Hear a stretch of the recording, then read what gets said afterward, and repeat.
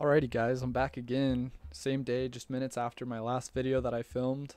Um, I was just again. This is part two of um, my mission stories. Let's go ahead and start from here. So, again, you leave for 2 years on a mission, and um, during that time, you commit fully to being a representative of Jesus Christ. You don't have a cell phone. You don't have contact except once a week with your family. That's to write letters to. It's called preparation day, or P day for short. So you really just don't have contact really with the outside world. You don't watch movies. You don't listen to music, unless they are approved by the church. And so a mission is a really big commitment. It's a lot of time. It's a lot of effort. It's a lot of dedication. But it's one of the most life changing experience I've ever been through, and I knew it was coming. Um, for example, when you get your mission call, I was called Argentina, as shared in the last video, Argentina Comodoro Rivadavia. Um, and I was reporting July 5th of 2017. Um, it was quite the experience to go through all that. It was crazy. It was exciting. It was scary. But before I got my mission call, I had heard stories from tons of people. I was so excited to experience what they had experienced. And I had somebody tell me, he's all like, you know what, if you want to have the best mission possible, pray to the Lord that you'll have the best mission possible, but also pray that you will have the craziest experience you can ever have in your entire life. He said it would really help me, mold me, and shape me as a person. And so I did that. I said, I really want to go. I told the Lord, I have a firm belief that the Lord hears your prayers. And so I prayed and I told the Lord, I want to go foreign. I want to speak a crazy language, and I just want to have the craziest mission I could ever have. I just want it to be insane. And oh boy, I got what I asked for and then some. So I was called to Argentina, Spanish speaking. This is the day I reported to the missionary training center. You can see I don't have my plaque on just yet. Got my little Argentina pin, and I was having my last meal at In-N-Out Burger just down the street from the missionary training center in Provo, Utah. And this was, oh man, it was a that was probably the craziest 3 hours of my entire life. Um, I was scared crapless, honestly. I didn't know what to think. I didn't know what was going to happen with my life over the next 2 years. Everything was up in the air. I knew I wasn't going to see my little sisters, my three little sisters, for 2 years. I knew I wasn't going to see my parents for 2 years. But I was committed, and I knew that was what I needed to do. So this was me saying goodbye to my family, my little sisters, my dad, my mom, my little sister. This is my Uncle Mondo, one of my favorite people ever. He came to say goodbye to me. Here's the temple, the Provo Temple. This is directly across the street from the Missionary Training Center, and this is the last picture I have with my family before I left to the MTC. This is just something that I wrote once I got to the MTC. But quick little backstory is, so my family drove me to Utah to go to the MTC, and so we had a nice little trip together. And we drove up together, stayed at my aunt's house in Draper, and then that morning that I was supposed to report to the MTC, we drove to Provo, Utah, which is about a 30-minute drive. And oh my gosh, I was scared to death. That was one of the most nerve-wracking experiences of my life. We're just driving, and it was just genuinely just a scary moment for me because I didn't know what was going on. But anyways, we get to the MTC, and we wait in this big long line, and I get out of the car, and obviously everybody's crying, and my mom's crying, and my dad gives me a big hug, and he says, you can do this. I'm proud of you. I'm grateful for the example you are to your sisters. Man, just oof, thinking about that right now, it still hits me hard. That was just a crazy experience. And anyways, I promised my mom, I said I will not cry when I leave. And so I gave my family my last hugs, and I walked away, and I was like, I could hear them yelling, we love you, we'll miss you. And I couldn't even look back because I knew if I looked back, I'd cry my eyes out. And so I just walked away. And you have a kind of a guide. It's another missionary that had just recently gotten to the MTC. They take you to your room. They show you where You're gonna be rooming for the next couple weeks while you're there. And anyways, so I remember he walked me to my room. I dropped all my stuff off, and then he walked me to my classroom. And I show up at my classroom, and there's tons of kids that literally were just dropped off. There were a handful of sister missionaries, and then there were probably 10 elders in the room just sitting there, like, big ol' eyes, just, you could tell, scared, didn't know what to think, didn't know what to do, because it's just, you don't know what's going on. Like, it's kind of a crazy experience, genuinely. But I remember sitting down at my desk, and I was told I was in a trio, which generally at all times in your mission you have a companion, and so it's generally two of you. I was put with two other guys, so there were three of us. One was Elder Bernhardt and one was Elder Frame. I love those guys to death, but I remember sitting down at a table with them and just thinking, what is going on? And all of a sudden this guy walks into our classroom and just starts speaking Spanish to us. He's like, "Buenos días, hermanos y elderes y hermanas, ¿cómo estamos? Hoy día vamos a aprender español," da da da da da, and just starts going off in Spanish. And I just remember, like, coming in off of this, like, holy cow, here we are. I've been waiting for this for 18 years of my life, to being like, oh my gosh, I'm scared to death because I don't know a single word of what this guy is saying. Like, Spanish sounds like gibberish to me. And I remember my companion, Elder Frame, was sitting right next to me, and he just looks at the instructor and he goes, "Tengo miedo," or it means I have fear, or I'm scared. And I remember the instructor just dies laughing, and I was just sitting there like, what does that mean? I looked at him and was like, what does that mean? And he's like, "I'm scared." And I was like, oh my gosh, like, this kid already knows a little bit of Spanish. I took 4 years of high school Spanish and I failed. I literally failed my first 2 years, and so I had to retake 2 more years. And I swear my teachers just passed me just so they didn't have to have me in their class again. And in fact, when I got my mission call, one of my Spanish teachers in high school, his name was Mr. Jewel. He was a member of the church, and I went and told him, I was like, "Hey, got my mission called Argentina," and he's like, "That's awesome. Are you speaking Spanish?" I said, "Yes." And he patted me on the back. He says, "Good luck," because I struggled that hard in Spanish. He literally passed me with a perfect 70 in his class just so I could not take his class again. So, anyways, that was a letter I wrote home. This is the cafeteria, and this was some of our family friends' parents. They were going to serve a senior mission, which was pretty cool. Here's one of my best buddies from high school. He was serving in Italy. I was serving in Argentina. His name's Elder Scheel, or David Scheel. Super cool guy. Love that guy to death. Anyways, they have this big world map, and a lot of the elders and sisters like to go point at where they're headed and take a picture with it. So that's what we got to do together. But yeah, man, that just walking into that MTC experience was insane. And I remember it was just a crazy experience. I didn't know what was going on, and I didn't know what to think. I was in the MTC for 6 weeks learning Spanish, and it was awesome. A very spiritual experience. We had some of the general authorities come speak to us. And it was just a really genuinely fun experience, and I just got to really enjoy. Oh, this is cool. So this is my dad when he served a mission, and this is Elder Scheel. So this guy right here, this is his Uncle Bob. So my dad and his Uncle Bob were like super, super good friends in high school. So that was kind of cool that my dad found that picture and sent it to me. So, but yeah, it was a crazy experience. I really, really struggled with Spanish. In fact, I had to have individual lessons with a guy from Peru while I was in the MTC to try to help me, because it just was a real struggle for me. I just couldn't seem to learn it. There's my 2 companions. This is Elder Frame. This is the one that said Tengo Miedo, and this is Elder Bernhardt. Man, I love those guys to death. They helped me get through some hard times in the MTC. This is my MTC district. So Elder Wildy, Elder Perks, I can't remember his name, Elder Hargrave, Johnson. These are the sister missionaries. There's me and my companion. This was our district. This is who we spent all day every day with for 6 weeks, trying to learn Spanish and learn how to be a missionary and preach the gospel.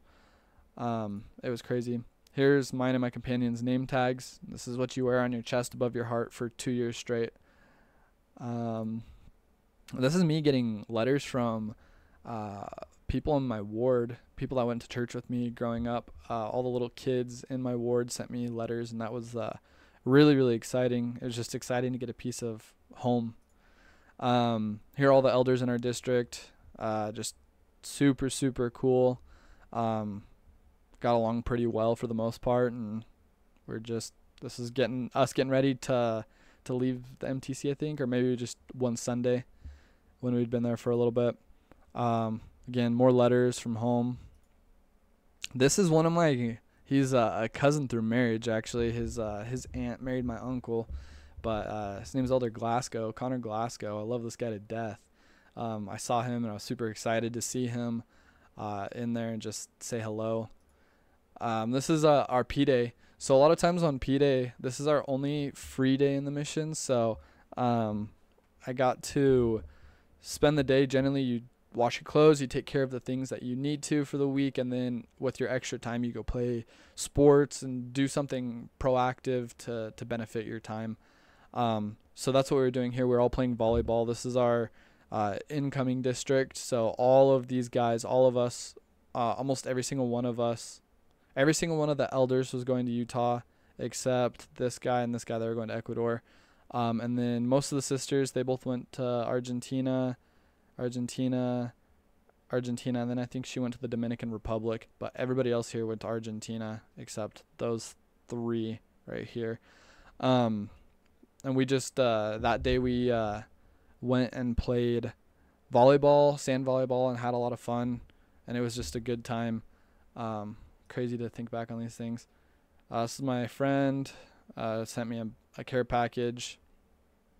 That was my view out of one of our study rooms. This is BYU in Provo, Utah.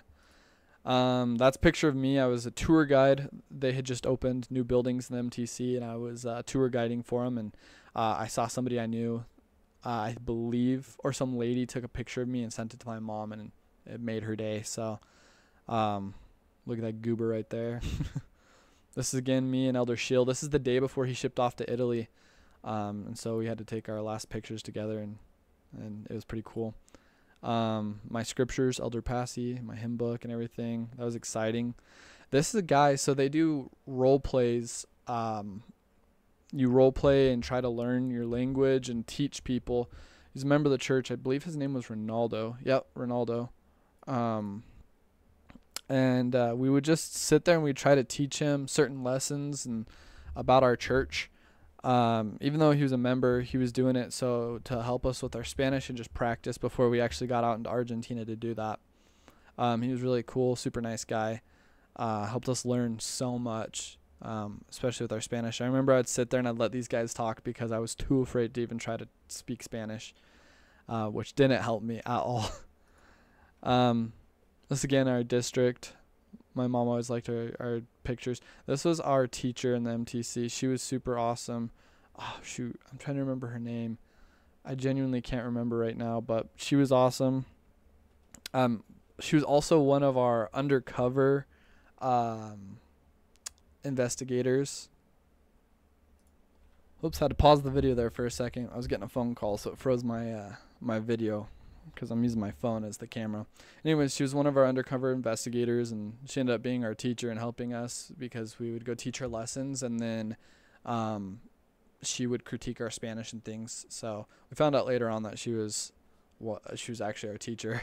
It was kind of a cool thing. We'd go teach her, and then after we finished teaching her, she decided to be our teacher, and she knew exactly how to help us. So this is my mission.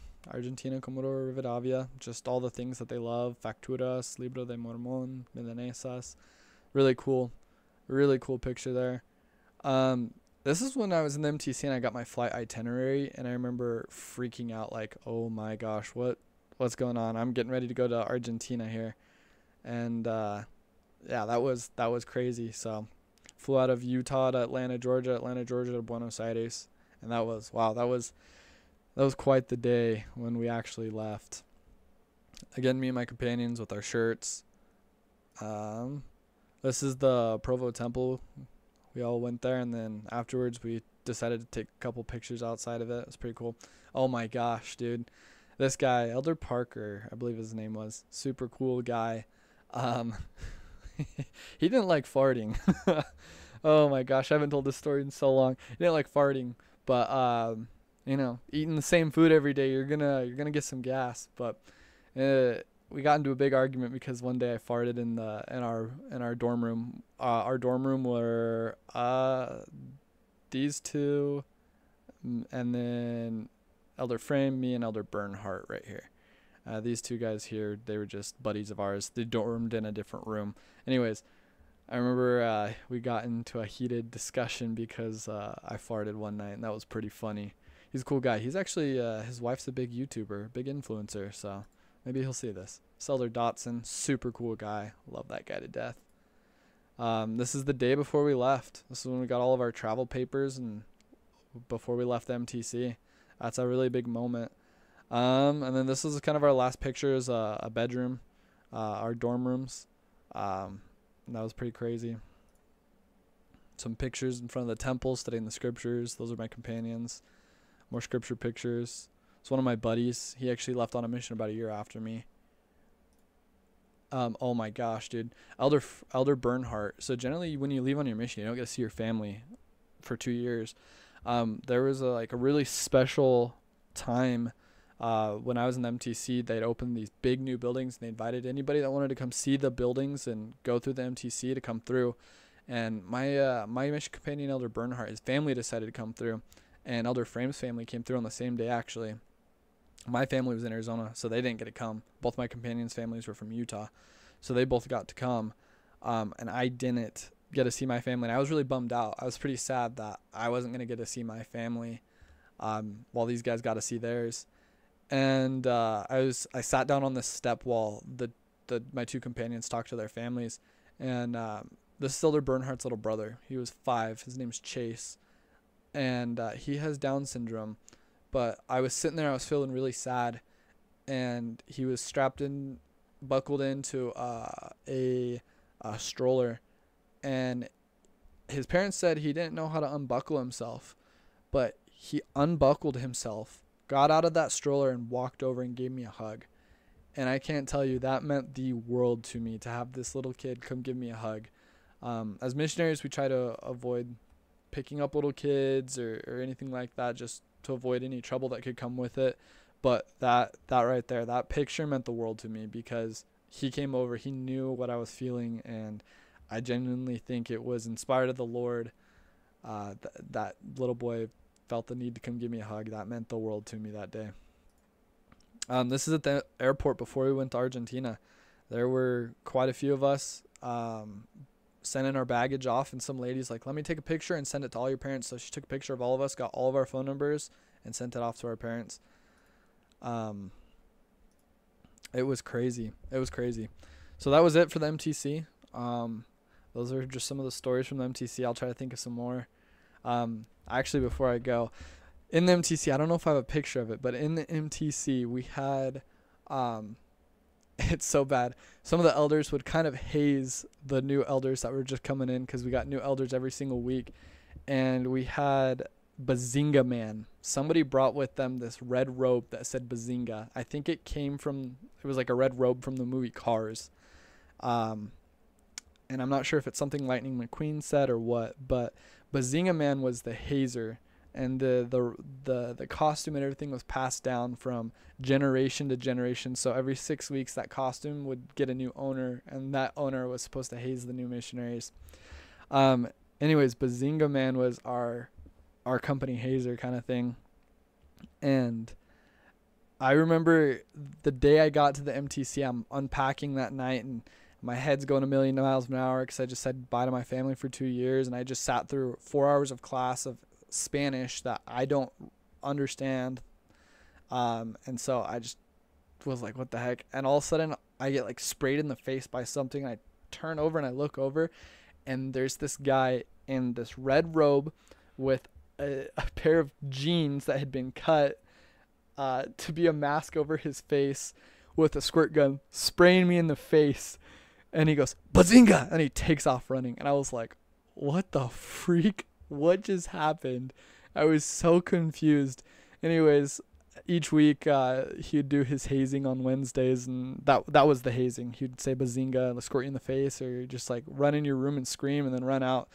It was super funny, but that tradition very quickly was canceled because one of the elders in our company actually he was mooned at one point, and he felt like that was inappropriate, and so it was the Bazinga Man era ended. But there was a whole lore behind Bazinga Man and everything. It was pretty cool.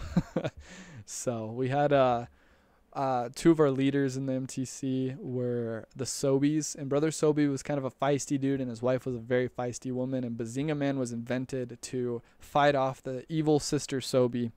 And it was just, there was literally a book that came with the costume that was a lore of where Bazinga Man came from. And oh man, those were crazy times in the MTC. Pretty fun though. So that was my that was part of my MTC experience.